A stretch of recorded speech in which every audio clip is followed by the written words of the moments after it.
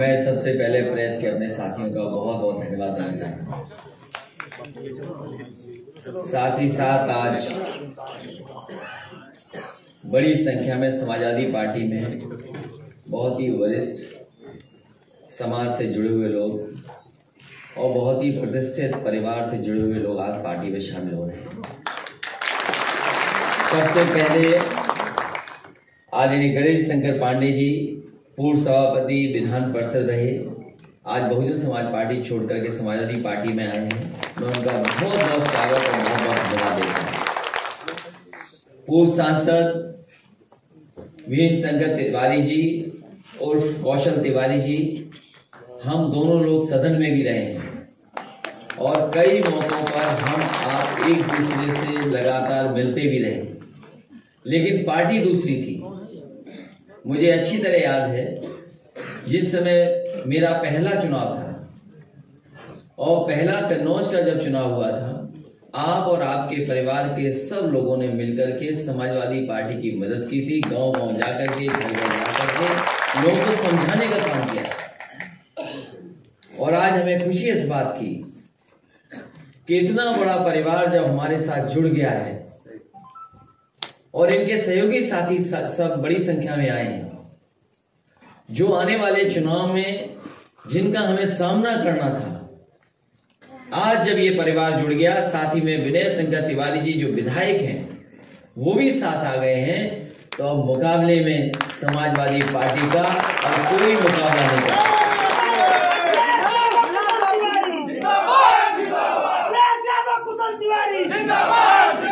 साथ ही साथ बड़ी संख्या में और साथी लोग हैं, संतोष पांडे जी, संजय दीक्षित जी, समीर त्रिवेदी जी, शिव कुमार निषाद जी, योगेंद्र शर्मा जी, जलालुद्दीन सिद्दीकी साहब जो कांग्रेस पार्टी छोड़कर के आए हैं, मैं उनका स्वागत करता हूं, विमल दुबे जी। नाम लेना संभव नहीं है क्योंकि जितने लोग यहां बैठे हैं मंच पे हमारे साथ सामने, इससे भी ज्यादा लोग हमें आज अपने पार्टी कार्यालय में दिखाई दे रहे हैं। पूरा पार्टी कार्यालय भरा हुआ है, कहीं जगह खाली नहीं है।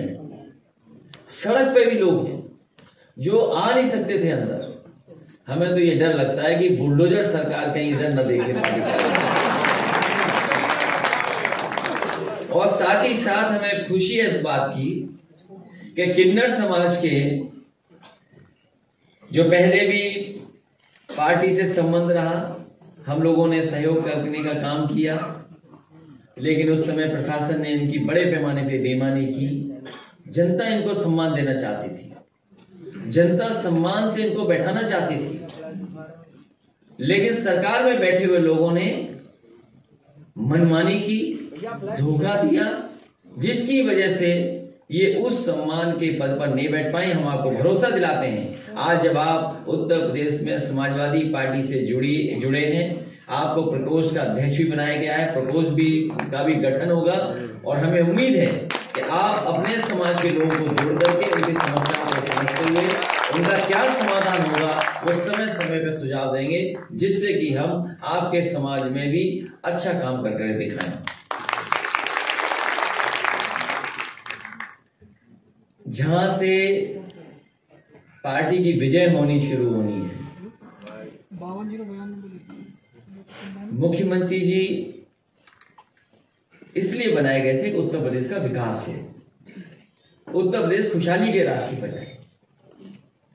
लेकिन जिस तरीके से 4.5 साल में उत्तर प्रदेश में काम हुआ है, भेदभाव से काम हुआ है, जात को धर्म को देख करके काम हुआ है, और जिस तरीके से अंग्रेज भारत में आए थे और उन्होंने एक ही नारा दिया, उस नारे को उन्होंने अमल किया, डिवाइड एंड रूल कर करके जिस तरीके से वो राज करते रहे, उसी तरीके से भारतीय जनता पार्टी आज डरा करके लोगों को मार करके राज करना चाहती है। अंग्रेज अगर डिवाइड एंड रूल करके राज कर रहे थे, तो भारतीय जनता पार्टी डरा करके मार करके राज करना चाहती है। लेकिन जनता समझ गई है आने वाले समय में यही जनता भारतीय जनता पार्टी को सबक सिखाने का काम करेगी। जो बांटने का काम कर रहे हैं, जो नफरत फैलाने का काम कर रहे हैं, अगर कोई बात हो, अच्छी भी बात हो, उसमें से अगर कमी निकालने का काम कोई कर रहा है तो वो भारतीय जनता पार्टी कर रही है। और हमारे मुख्यमंत्री तो कमाल के मुख्यमंत्री हैं। अभी तक बिजली के कारखाने का नाम नहीं रट पाए हैं। वो सुनने में आया है कि अकेले में अब प्रैक्टिस कर रहे हैं, अकेले बैठ करके प्रैक्टिस करते हैं, लेकिन अभी भी बिजली कारखाने का नाम रट नहीं पाए। और बार बार अखबारों में ये छपवा देते हैं